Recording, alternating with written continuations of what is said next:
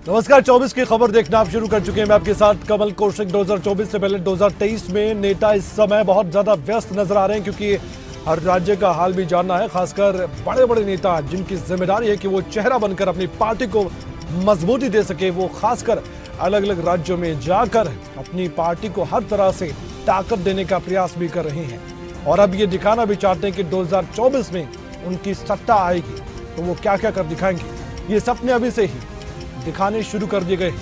आइए शुरुआत करते हैं आज के 24 की खबर। प्रधानमंत्री नरेंद्र मोदी महाराष्ट्र पहुंचे और यहां पर पीएम नरेंद्र मोदी ने शिरडी में श्री साईं बाबा समाधि मंदिर में जाकर पूजा अर्चना की है। महाराष्ट्र के राज्यपाल भी इस दौरान मौजूद रहे और साथ ही महाराष्ट्र के मुख्यमंत्री एकनाथ शिंदे और डिप्टी सीएम देवेंद्र फडणवीस भी इस दौरान पीएम मोदी के साथ दिखाई दी। मोदी ने मंदिर में पूजा अर्चना की और मौजूद लोगों का अभिवादन भी स्वीकार किया। साथ ही पीएम मोदी ने अहमदनगर में कई विकास परियोजनाओं का उद्घाटन और शिलान्यास भी किया है और साथ ही एक जनसभा को संबोधित करते हुए अपनी ओर से तमाम वो बातें कही जो लग रहा है कि 2024 से पहले कहना बीजेपी और खासकर उनके लिए जरूरी भी था, क्योंकि एक तरफ सौगात दी जाती है, दूसरी तरफ लोगों को अपनी ओर आकर्षित भी किया जाता है।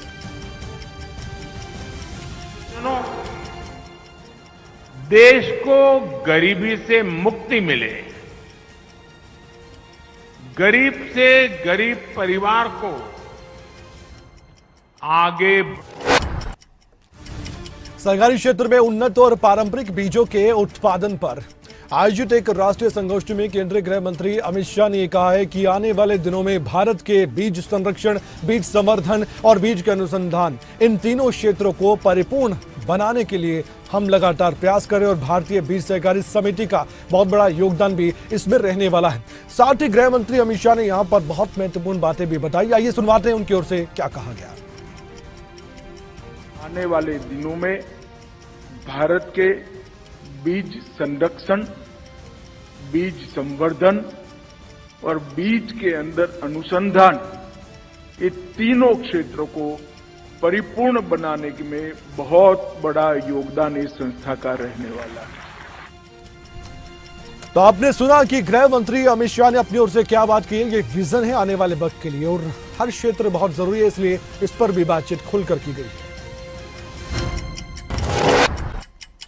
राजस्थान में इलेक्शन है और इलेक्शन से पहले सबकी अपनी अपनी तैयारी है। राजस्थान कांग्रेस के अध्यक्ष गोविंद डोटासरा की थोड़ी किस्मत खराब इसलिए नजर आ रही है क्योंकि उनके खिलाफ ईडी ने अब छापेमार कार्रवाई करना शुरू कर दिया है। जी हां, खबर यह कि ईडी ने गोविंद डोटासरा के सीकर वाले घर पर रेड कर दी है।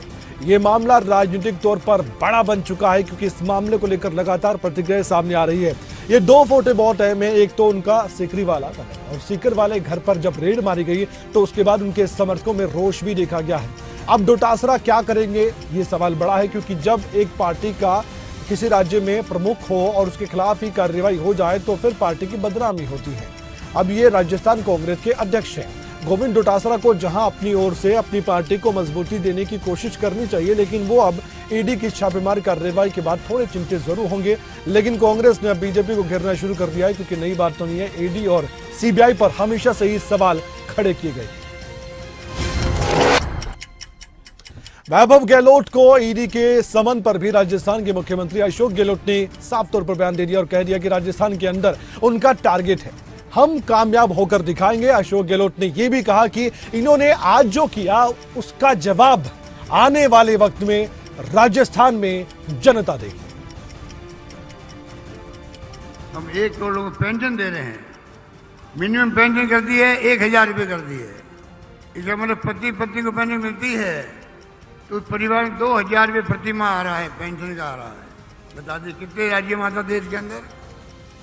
हम मांग करते प्रधानमंत्री से पूरे मुल्क के अंदर आप राइट टू सोशल सिक्योरिटी लागू करो।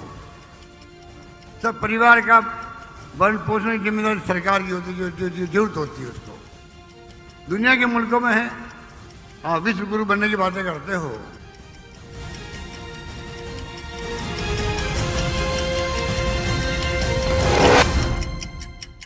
राजस्थान पर सबकी निगाह टिकी हुई है, लेकिन एक मुद्दा अब यहां पर छाया हुआ है, वो है ईडी का। जी हां, ईडी की ओर से राजस्थान कांग्रेस के प्रमुख गोविंद सिंह डोटासरा के जयपुर स्थित आवास पर छापेमारी क्या हुई, इसके बाद तो कांग्रेस के नेताओं ने बयानों की झड़ी लगा दी। खासकर एक जिम्मेदारी कांग्रेस नेता सुखजिंदर सिंह रंधावा को दी गई थी।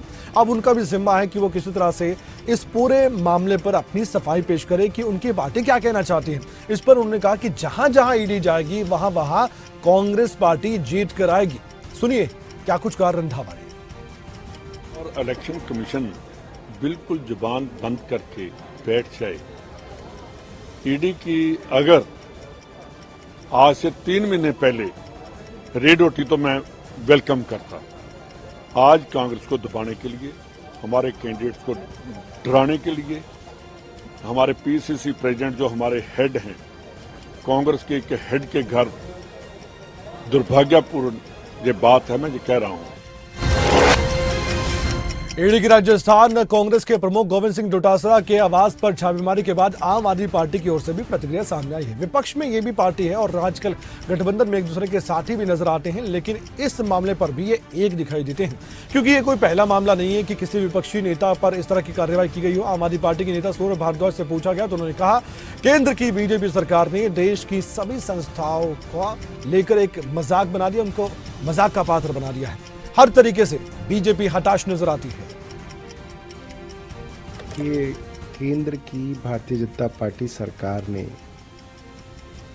देश की सारी संस्थाओं को एक मजाक का पात्र बना दिया है। अब तो लोगों को हैरानी भी नहीं होती। अब तो लोग पहले ही कह देते हैं कि अब राजस्थान के अंदर चुनाव हैं तो अब ईडी जो है वहां पे विरोधी पार्टियों के यहाँ जाएगी। मध्य प्रदेश में चुनाव हैं, छत्तीसगढ़ में चुनाव हैं। हर तरीके से भारतीय जनता पार्टी राजस्थान कांग्रेस के प्रमुख गोविंद सिंह डोटासरा के जयपुर आवास पर ईडी की छापेमारी पर मध्य प्रदेश के पूर्व मुख्यमंत्री कमलनाथ ने भी प्रतिक्रिया दी है। बीजेपी अब जो भी करना चाहे वो कर ले, लेकिन मध्य प्रदेश के मतदाता और साथ ही राजस्थान के मतदाता भी अब सब कुछ समझ चुके हैं कि बीजेपी क्या करना चाहती है और बीजेपी की मंशा क्या है। ऐसे में मध्य प्रदेश के पूर्व मुख्यमंत्री कमलनाथ ने अपना गुस्सा भी जाहिर किया और साथ ही ये बता दिया कि मतदाता सब कुछ समझ रहे कि आने वाले वक्त में होने क्या वाला है और बीजेपी जो भी कर रही है इसको भी समझा जा रहा है। दरअसल हुआ क्या, मध्य प्रदेश और राजस्थान में इस वक्त बीजेपी को लेकर एक बात भी कही जा रही है कि ये ईडी और सीबीआई का दुरुपयोग करते हैं, वो भी विपक्षी नेताओं के खिलाफ। एक सवाल ये भी पूछा जाता है कि जितनी भी कार्रवाई होती है वो आखिरकार ये बताएं कि ये विपक्षी नेताओं के खिलाफ क्यों होती है। कभी ये देखा कि बीजेपी के किसी सांसद विधायक के खिलाफ ईडी ने छापेमार कार्रवाई की हो, ये सवाल पूछा जाता है। लेकिन बीजेपी हमेशा कहती है कि स्वतंत्र एजेंसियां हैं और विपक्ष सिर्फ और सिर्फ ईडी और सीबीआई को बदनाम करने में लगातार लगा हुआ, और ये सब कुछ पिछले दिनों से देखा जा रहा है। और वहीं कांग्रेस नेता सलमान खुर्शीद की बात करें तो ईडी की कार्रवाई पर उन्होंने भी अपनी ओर से कह दिया है कि अगर कहीं भी भ्रष्टाचार है तो वहां पर ईडी कार्रवाई कर सकती है, लेकिन यह जरूरी नहीं है कि आप एक बहाना बनाएं और सिर्फ विपक्ष पार्टी के नेताओं को ही निशाना बना ले। सलमान खुर्शीद ने यह भी कहा कि इल्जाम सिर्फ विपक्षी दलों के नेताओं पर ही लगता है। अब इसके पीछे का एक कारण भी है कि ये क्यों कह रहे हैं, क्योंकि पिछले 1 से 2 साल में हमने ये भी देखा है कि कई विपक्षी दलों के नेताओं को ईडी ने अपने रडार पर लिया है, चाहे वो धन शोधन मामला हो, यानी कि मनी लॉन्ड्रिंग का मामला हो, या फिर दूसरे किसी धन को लेकर, किसी मनी के मामले को लेकर मामले हो। इनको देखते हुए अब विपक्ष के नेताओं ने एक रट लगा ली है कि ईडी और सीबीआई का हमेशा दुरुपयोग किया जा रहा है। अब ऐसे में सलमान खुर्शीद से भी पूछा गया तो उनको भी ऐसा लगता है कि सिर्फ और सिर्फ विपक्षी दलों के नेताओं को ही घेरा जाता है, उनको ही रडार पर लेकर उनसे पूछताछ की जाती है ताकि एक छवि बना सके कि ये भ्रष्टाचारी है। अब ऐसा विपक्षी नेताओं ने एक साथ एक स्वर में कहना शुरू कर दिया। कांग्रेस की ओर से लगाए गए छत्तीसगढ़ चुनाव प्रचार के दौरान चुनाव आचार संहिता के उल्लंघन के आरोप पर असम के मुख्यमंत्री हिमंत बिस्वा शर्मा ने एक बार फिर से बयान दे दिया और कह दिया कि मेरे ऊपर कांग्रेस आरोप लगाती रहे और लगाती रहती भी है। अगर चुनाव आयोग मुझे नोटिस देता है तो मैं इसका उत्तर भी दूंगा और स्पष्ट जवाब दूंगा। मेरा ऊपर कांग्रेस एलिगेशन लगाते रहता है। मैंने जो मुद्दा उठाया सही मुद्दा उठाया और मैं इसको कमीशन से अगर मेरा ऊपर नोटिस आते हैं मैं जवाब भी दे दूंगा। समस्या नहीं है, मेरा ऊपर कांग्रेस एलिगेशन लगाते रहता है। मैंने जो मुद्दा उठाया सही मुद्दा उठाया और मैं इसको कमीशन से अगर मेरा ऊपर नोटिस आते हैं मैं जवाब भी दे दूंगा। तो जवाब क्या दिया जाएगा ये तो आने वाला वक्त बताएगा, लेकिन कांग्रेस को जवाब दे दिया गया है कि हम तो यूं ही प्रचार करते रहेंगे, आपको जो करना है कीजिए। यही बातों ही बातों में संकेत दे दिए गए। 2024 की तैयारी है और 2023 में बड़ी परीक्षा उसकी तैयारी में दिखाई दे। असम के मुख्यमंत्री हिमंत बिस्वा शर्मा के बयान पर छत्तीसगढ़ के मुख्यमंत्री भूपेश बघेल ने प्रतिक्रिया दे दी और कह दिया, पहले तो हिमंत बिस्वा शर्मा ये बताएं कि उन्हें और उनकी पत्नी को भारत सरकार ने किसान संपदा योजना के तहत जो 10 करोड़ रुपए दिए हैं उसके लिए उन्होंने खुद आवेदन किया था या फिर भारत सरकार ने कृपा कर दी, यानी कि उन्हें खुद ही ये पैसा दे दिया। ये मुद्दा अब छत्तीसगढ़ में छाया हुआ है, जबकि ये मामला कहीं और का है, लेकिन प्रचार करने वाले स्टार प्रचारकों को घेरने का मौका है। पहले तो ये बताया कि उसको उसकी पत्नी को किसान भारत सरकार ने किसान संपदा योजना के तहत उसको उन्होंने अप्लाई किया था कि भारत सरकार ने अपने से दे दिया है। जो 10 करोड़ का उसको पैसा मिला है वो किसके तहत मिला है, उन्होंने अप्लाई। छत्तीसगढ़ के मुख्यमंत्री ने भी सीधे सीधे जवाब दे दिया और असम के मुख्यमंत्री को स्पष्ट शब्दों में समझा दिया कि छत्तीसगढ़ आओगे तो यहां पर लांछन तो लग ही जाएगा। मध्य प्रदेश में भी इलेक्शन है। मध्य प्रदेश में इलेक्शन का पूरा जिम्मा लिए हुए ज्योतिरादित्य सिंधिया भी आगे बढ़ रहे हैं, क्योंकि एमपी में बीजेपी की ओर से एक बड़ा चेहरा ज्योतिरादित्य सिंधिया ही है। कांग्रेस छोड़ने के बाद ज्योतिरादित्य सिंधिया ने बहुत लगन के साथ बीजेपी में काम किया और इसी वजह से पीएम मोदी ने उनको अपनी फेवरेट लिस्ट में रखते हुए केंद्रीय मंत्री भी बनाया था। लेकिन अब बड़ी जिम्मेदारी है और अपना दमखम दिखाना है ताकि और ज्यादा पीएम मोदी की फेवरेट लिस्ट में टॉप पर आए ज्योतिरादित्य सिंधिया। मध्य प्रदेश में कांग्रेस पर निशाना साधा केंद्रीय मंत्री ज्योतिरादित्य सिंधिया ने। उन्होंने कह दिया कि कांग्रेस पार्टी ने जिस तरह से महिलाओं के ऊपर हमले किए हैं, मैं मानता हूं कि चुनाव में मध्य प्रदेश की 4.5 करोड़ महिलाएं कांग्रेस पार्टी को जवाब देगी। कांग्रेस पार्टी ने जिस तरीके से महिलाओं के ऊपर मैं तो कहूंगा प्रहार किया है, आज इस चुनाव में मैं मानता हूं कि मध्य प्रदेश की 4.5 करोड़ महिलाएं की जवाब। 22 जनवरी को अयोध्या में प्राण प्रतिष्ठा के लिए पीएम मोदी को निमंत्रण पर सांसद संजय राउत ने अपनी ओर से प्रतिक्रिया दी। उन्होंने कह दिया कि पीएम को बुलाने की जरूरत नहीं है, वे वहां पर खुद चले जाएंगे। संजय राउत ने यह भी कहा कि मुझे लगता है कि यह चुनाव की तैयारी है। 2024 इलेक्शन है मई जून के आसपास। अब उससे पहले जनवरी में रामलला का मंदिर बनकर तैयार और फिर हर कोई रामलला के दर्शन खुलकर कर पाएगा। जनवरी में एक बड़ा इवेंट रखा गया है, ये विपक्षी नेता कहते हैं। अब इसे इलेक्शन से जोड़कर देखा जा रहा है। शिवसेना उद्धव ने तो पहले भी इसको लेकर बात कही, लेकिन अलग अलग नेताओं के अलग अलग बयान हैं। कुछ नेता कहते हैं कि इस पर राजनीति नहीं करनी चाहिए, लेकिन कुछ नेता खुलकर कहते हैं और तंज कसते हैं, कटाक्ष करने का मौका मिलता है। संजय राउत हमेशा ही पीएम मोदी को लेकर इस तरह की बातें करते नजर आते हैं। एक बार फिर से मौका मिला, उन्होंने अपनी ओर से ये बात कही। और अब शिवसेना उद्धव ने आगे और भी बोलते हुए पीएम मोदी को लेकर निशाने साधे। 22 जनवरी को अयोध्या में प्राण प्रतिष्ठा के लिए पीएम मोदी को दिए गए निमंत्रण पर शिवसेना की सांसद प्रियंका चतुर्वेदी ने बयान दिया और कह दिया कि एक ऐतिहासिक ये एक क्षण हमारे लिए है। लंबे समय के बाद ये राम मंदिर बन रहा है, इस पर राजनीति नहीं करनी चाहिए। अब यही बात हम कह रहे थे। शिवसेना उद्धव एक तरफ क्या कहती है और शिवसेना उद्धव के सांसद क्या कहते हैं। दोनों सांसद है संजय राउत और प्रियंका चतुर्वेदी, लेकिन बयान अलग अलग। एक ऐतिहासिक क्षण है। लंबे संघर्ष के बाद ये राम मंदिर बन रहा है। इस पे किसी तरीके की राजनीति नहीं होनी चाहिए या राजनीतिक फायदा उठाने का काम नहीं करना चाहिए, क्योंकि ये देश का जुड़ा हुआ मुद्दा है, देश की आस्था का जुड़ा हुआ मुद्दा है, देश की संस्कृति का मुद्दा है। बस उम्मीद यही है कि जिन्होंने इसकी शुरुआत की थी, एल.के. अडवाणी जी रहे हों, बहुत सारे लोग रहे हों जिन्होंने इसको मुकाम तक लाए हैं, और खास करके सुप्रीम कोर्ट के वो सारे जजेस हों जिन्होंने इसकी सुनवाई की, उन सबको भी निमंत्रण दिया जाए। पश्चिम बंगाल की मुख्यमंत्री ममता बनर्जी ने बीजेपी सरकार पर निशाना साधा और कह दिया है कि आज बीजेपी सत्ता में है, मैं सत्ता में हूं, लेकिन जिंदगी पर कोई पावर में नहीं रहेगा, जिंदगी भर कोई पावर में नहीं रहेगा। और साथ ही बीजेपी पर निशाना साधते हुए उन्होंने ये भी कहा कि बीजेपी सरकार इतिहास को बदलने की कोशिश कर रही है, लेकिन हम इतिहास को बदल नहीं सकते हैं और हमारा इतिहास हमेशा रहने वाला है। पावर में है, हम आज पावर में हैं, जिंदगी भर हम लोग पावर में नहीं रहेगा, कोई ना कोई नया आएगा न्यू जनरेशन आएगा, we should not leave only the blunders for them. हम हिस्ट्री को चेंज नहीं कर सकता है,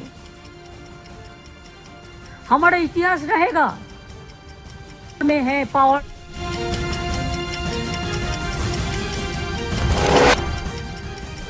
अब बात हरियाणा की 2024 से पहले तैयारी 2023 में ही हो रही है, क्योंकि हरियाणा के मुख्यमंत्री जानते हैं कि रिपोर्ट कार्ड बहुत बढ़िया उनका है, इसलिए जनता के सामने रखा जाए। सरकार की 9 साल की उपलब्धियों को गिनवाते हुए मुख्यमंत्री मनोहर लाल ने बड़ी प्रेस कॉन्फ्रेंस की और साथ ही कई बड़ी घोषणाएं की। आंगनबाड़ी केंद्र को अब अपग्रेड किया जाएगा और नाम दिया जाएगा प्लेवे स्कूल का बाल वाटिका। आंगनबाड़ी को अपग्रेड करके प्लेवे स्कूल 4000 की पहले हमने बनाए हैं और एक नए 4000 की घोषणा की है। कल ही एक कार्यक्रम में घोषणा की है कि आगे से प्लेवे स्कूल जो हैं उनका नाम रहेगा बाल वाटिका। और उसमें क्योंकि नई शिक्षा नीति में अब ये प्लेवे स्कूल जो हैं यानी बाल वाटिका जो है वो शिक्षा विभाग के अंतर्गत ही आएंगे, लेकिन सहज से आएंगे। जब तक वो बाल वाटिका में शामिल नहीं होते, आंगनवाड़ी में है, तब तक उसमें रहेंगे। जैसे वो आंगनवाड़ी से और स्कूलों में जाते जाएंगे, फिर वो शिक्षा विभाग के साथ जुड़ जाएंगे।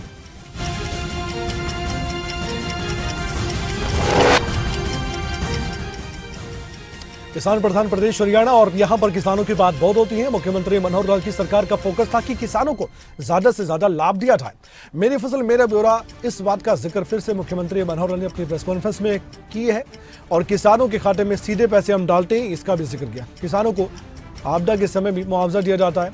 एमएसपी में 14 फसलों को शामिल किया गया है और साथ ही ये भी कहा गया कि दक्षिण हरियाणा की नहरों में 39 साल बाद पानी पहुंचा, वो भी हमारी सरकार। जैसा मैंने बताया कि मेरी फसल मेरा ब्यौरा में 12 लाख किसानों के खाते में 85,000 करोड़ रुपया ये सीधा हमने डायरेक्ट डाला है। हर एक एकड़ की फसल की और एंट्री होती है, वरना पता ही नहीं होता था। प्लानिंग में यानी रेवेन्यू डिपार्टमेंट के आंकड़े कुछ और होते थे, एग्रीकल्चर के कुछ और होते थे, इरिगेशन के कुछ और होते थे, फसल के आंकड़े ही मिलते नहीं थे। अब इसी मुद्दे को लेकर विपक्ष सवाल तो उठा था, लेकिन जवाब मुख्यमंत्री ने सीधे सीधे दे दिया है। हरियाणा में बीजेपी की मनोहर लाल सरकार के 9 साल के कार्यकाल के बाद उपलब्धियां मुख्यमंत्री ने खुद गिनवाई। मुख्यमंत्री मनोहर लाल ने कह दिया कि हमने इन 9 सालों में प्रदेश के लिए 9 बड़े काम किए हैं। बैठे बैठे हम याद कर रहे थे कि 9 वर्ष के 9 ऐसे काम या बाकी सारे कामों को इस समय बांटते हुए 9 कौन से काम हो सकते हैं। डिटेलिंग बाद में करूंगा, मैं उसके 9 हेडिंग पढ़ता हूं। परिवार पहचान पत्र 1, दूसरा बीपीएल की सीमा हमने 120 से बढ़ा के 180 की है, उसके लाभ सबको दिए। बेटी बचाओ बेटी पढ़ाओ एक और सफलता का बड़ा विषय। मेरी फसल मेरा ब्यौरा जो किसानों के लिए बहुत एक बेस बन गया है उनके सारे समस्याओं के हल के लिए। चिराई और आयुष्मान कार्ड लगभग 30 लाख से ऊपर लोगों को, परिवारों को 5 लाख रुपए का जो सलाना लाभ मिलना सुनिश्चित किया है। प्रधानमंत्री स्वामित्व योजना, फिर इसी प्रकार से नल से स्वच्छ जल हर एक रसोई में पहुंचाना, 5,791 गांव। हरियाणा सरकार के 9 साल पूरे होने पर नेता प्रतिपक्ष भूपेंद्र हुड्डा ने सियासी निशाना साध दिया। भूपेंद्र हुड्डा ने कह दिया कि 2014 से पहले प्रदेश में नौकरी देने में हम नंबर 1 थे, लेकिन आज हरियाणा बेरोजगारी महंगाई में नंबर 1 बन गया है। और साथ ये भी कहा गया कि प्रदेश में कानून व्यवस्था फेल हो चुकी है। 9 साल हुए। 9 साल पहले 2014 में हरियाणा की प्रति व्यक्ति आय पूरे देश में नंबर 1 था। प्रति व्यक्ति निवेश में पूरे देश में 1 नंबर था। नौकरी देने में नंबर 1 था। कानून व्यवस्था में नंबर 1 था। खेल खिलाड़ियों में सबसे 1 था। आज क्या परिस्थिति है? हरियाणा की चीज में नंबर 1 है। बेरोजगारी में, ये मेरे आंकड़े नहीं है, सरकारी केंद्र सरकार के आंकड़े हैं। पूरे देश में सबसे ज्यादा बेरोजगारी हरियाणा में, और महंगाई नंबर 1 में है। और आपका कानून व्यवस्था का आप देख रहे हो, अपराध में ऊपरले प्रदेशों में आ गए। हरियाणा के पूर्व मुख्यमंत्री और मौजूदा नेता प्रतिपक्ष भूपेंद्र सिंह हुड्डा यहीं पर नहीं रुके। उन्होंने एक बार फिर से बड़ा दावा करते हुए कह दिया है कि लोग मन बना चुके हैं कि आने वाली सरकार कांग्रेस पार्टी की सरकार है हरियाणा में। इस बात के पीछे बार बार तो वो कहते नजर आते हैं, लेकिन ये कांग्रेस के बाकी नेता भी दावा कर रहे हैं। मौजूदा हरियाणा सरकार को जमकर घेरने का काम रोजाना हो रहा है। 2 नवंबर को एक बड़ी प्रेस कॉन्फ्रेंस करने का भी दावा यहां पर करके भूपेंद्र हुड्डा कहते हैं कि 2 नवंबर को मैं सरकार की बाकी खामियों को गिनवाऊंगा और ये चंडीगढ़ में 2 नवंबर को प्रेस कॉन्फ्रेंस होने जा रही है। लेकिन जो सरकार बनाने का दावा किया गया है वो किस तरह से किया अपनी जुबानी, सुनिए भूपेंद्र हुड्डा को। लोग मन बना चुके हैं, हरियाणा के 36 बिरादरी मन बना चुके हैं, आने वाली सरकार कांग्रेस पार्टी की सरकार होगी। और बाकी जो है इनकी तफसील से खुलासा मैं 2 तारीख को चंडीगढ़ में करूंगा प्रेस कॉन्फ्रेंस। आपने सुना 2 नवंबर को वो बाकी खुलासा करेंगे। क्या करेंगे 2 नवंबर की तारीख चंडीगढ़ में बता देगी जब हुड्डा की प्रेस कॉन्फ्रेंस। और वहीं हरियाणा कांग्रेस के प्रदेश अध्यक्ष उदय भान भी कहां पीछे रहने वाले थे। खबरों तक से खास बातचीत करते हुए हरियाणा के सरकार को 9 साल पूरे होने पर उन्होंने उपलब्धि की जगह खामियां गिनवाई। उनको एक भी उपलब्धि नजर नहीं आई। उन्होंने सवाल खड़े कर दिए। उदय भान ने कह दिया कि सीएम की सबसे बड़ी उपलब्धि है कि पूरा हरियाणा आज कर्ज में डूब चुका है। आज मुख्यमंत्री की उपलब्धि ये है कि 9 साल में हरियाणा प्रदेश पूरे कर्ज के जाल में फंसा दिया है। आज जो 70,000 करोड़ का कर्जा था 2014 में, वो 4 लाख करोड़ रुपए को पार कर गया है। नहीं, ये तो विधानसभा में भी उन्होंने जब उन्होंने पूछा था तो जब 3,17,000 करोड़ रुपए उन्होंने अपने मुंह से बताया था, लेकिन उसमें कई जो देनदारियां थी और जो आरबीआई की और उसकी थी वो इन्होंने छुपाई थी, जिसको हुड्डा साहब ने उजागर किया था। एक्चुअल कर्जा है वो 4 लाख करोड़। हरियाणा कांग्रेस के प्रदेश अध्यक्ष उदय भान ने खबरों तक से खास बातचीत करते हुए ये भी कहा कि हरियाणा कांग्रेस संगठन जल्दी बन जाएगा। कांग्रेस संगठन ना होता तो प्रदेश में इतनी बड़ी बड़ी रैलियां कैसे होती। साथ ही उदय भान ने यह भी कहा कि हमारा संगठन तो गांव-गांव तक पहुंच चुका है। सवाल यह है कि कांग्रेस का संगठन कब बनेगा। इस बात को हमेशा से कांग्रेस के नेता टालते आए हैं। कोई डेडलाइन नहीं है, कोई ये लाइन नहीं दी गई है, कोई तारीख नहीं बताई गई कि इस दिन कांग्रेस का संगठन बनकर तैयार होगा। हाँ, ये जरूर कहा गया कि प्रक्रिया पूरी हो चुकी है। 2024 से पहले कांग्रेस पार्टी के लिए एक बड़ी चुनौती है। संगठन ना होता तो हमारी इतनी बड़ी बड़ी रैलियां हो जाती। जो अभी हिसार में 1 लाख से ऊपर की हाजिरी थी, जो अभी विपक्ष आपके समक्ष हुआ 15 किलोमीटर तक, वो आपने पूरी बात सुनी नहीं। सारी चीज़ उसमें है। हमारा संगठन तो गांव-गांव तक पहुंच चुका, हाथ से हाथ जोड़ो कार्यक्रम के माध्यम से। फिर भी जिस संगठन की बात कर रहे हो वो सारी प्रक्रिया और वे अंबाला में हरियाणा के कैबिनेट मंत्री अनिल विज ने एक बार फिर से नेता प्रतिपक्ष भूपेंद्र हुड्डा पर बड़ा तंज कसा। सियासी निशाना साधते हुए कह दिया कि भूपेंद्र हुड्डा जिंदगी में दोबारा मुख्यमंत्री नहीं बन सकते। साथ ही अनिल विज ने यह भी कह दिया कि मैंने भूपेंद्र सिंह हुड्डा के लिए जेल में कमरा बुक किया हुआ है। हरियाणा के गृह मंत्री अनिल विज जब खुले मन से बात कहते तो इसमें आप इतना समझ लीजिए कि राजनीति खूब होने वाली है। कांग्रेस के नेता इस पर तीखी प्रतिक्रिया देने वाले हैं, ये साफ है। लेकिन जो कहा हरियाणा के कैबिनेट मंत्री अनिल विज ने वो सुर्खियों में है। हुड्डा रोज नए समझबाग दिखाता रहता है। भूपेंद्र सिंह हुड्डा, तू समझदार क्या दिखाता है? तू जिंदगी में दोबारा मुख्यमंत्री नहीं बन सकता। तेरे लिए मैंने जेल में कमरा तैयार करवा रखा। तूने जितने अपने 10 साल के टाइम में भ्रष्टाचार किए उसमें तू जेल जाएगा। तेरे लिए जेल में कमरा तैयार करा रखा। मुख्यमंत्री तो कभी दोबारा नहीं। उत्तर प्रदेश में आजम खान को लेकर तरह तरह की खबरें पहले भी सामने आ चुकी हैं। आजम खान की मुश्किलें काफी बड़ी हुई हैं। उत्तर प्रदेश कांग्रेस के अध्यक्ष अजय राय ने आजम खान को लेकर यह कहा कि आजम खान के साथ लगातार अत्याचार हो रहा है, अन्याय हो रहा है। उनके पूरे परिवार को इस सरकार ने प्रताड़ित कर रखा है। निश्चित तौर पर कांग्रेस पार्टी की ताकत, क्षमता उनके साथ खड़ी है।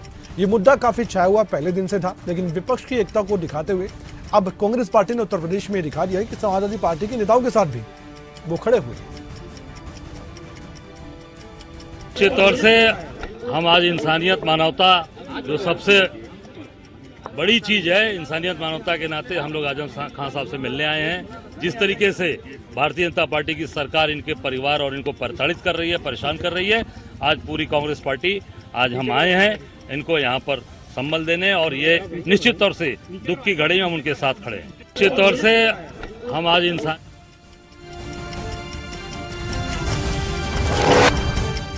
24 की खबर में आज के लिए इतना ही। अपना ख्याल रखिए, देखते रहिए खबरें अभी तक, क्योंकि खबरों का सिलसिला खबरें तो लगातार जारी है।